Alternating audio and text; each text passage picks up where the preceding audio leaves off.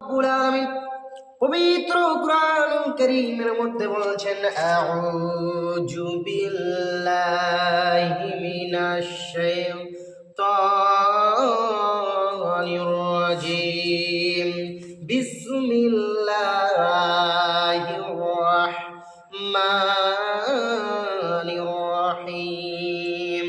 আল্লাহ রব্বুল আলামিন বলছেন, ইয়া আইয়ুহান নাসু ইন্না খালাকনাকুম মিন যাকারিন ওয়া উনসা ওয়া জাআলনাকুম শুউবান ওয়া কাবাইলা লিতাআরাফু ইন্না আকরামাকুম ইনদাল্লাহি আতকাকুম ইন্নাল্লাহা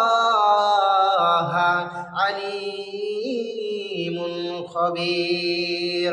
আল্লাহ রাব্বুল আলামিন সারা বিশ্বের মানুষকে ডেকে বলছেন, সারা বিশ্বের মানুষকে মহান আল্লাহ রাব্বুল আলামিন ডেকে বলছেন, রে পৃথিবীর মানুষ সকল, আমি আল্লাহ তোদেরকে একজন নারী একজন পুরুষ হতে সৃষ্টি করলাম। আমি আল্লাহ তোদেরকে একজন নারী একজন পুরুষ হতে সৃষ্টি করার পর আমি আল্লাহ তোদেরকে বিভিন্ন জাতীয় গোষ্ঠীতে বিভক্ত করে দিলাম। আমি তোদেরকে একজন নারী একজন পুরুষ হতে সৃষ্টি করার পর তোদেরকে বিভিন্ন জাতীয় গোষ্ঠীতে বিভক্ত করলাম। হে আমার ডুবে এলাকার ভাই বোনেরা, আল্লাহ রাব্বুল আলামিন আমাদেরকে কেন বিভিন্ন জাতীয় গোষ্ঠীতে কেন বিভক্ত করলেন? আল্লাহ রাব্বুল আলামিন কেন আমাদেরকে এক জাতিতে বিভক্ত করলেন না?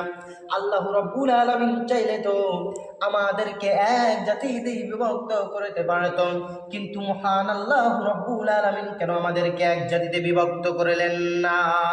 আল্লাহ তাবারক ওয়া তাআলা বলছেন, আমি তোদেরকে এই জন্যই বিভিন্ন জাতীয় গোষ্ঠীতে বিভক্ত করলাম, যেন তোরা পরস্পরকে চিনতে পারিস, যেন তোরা পরস্পরকে জানতে পারিস।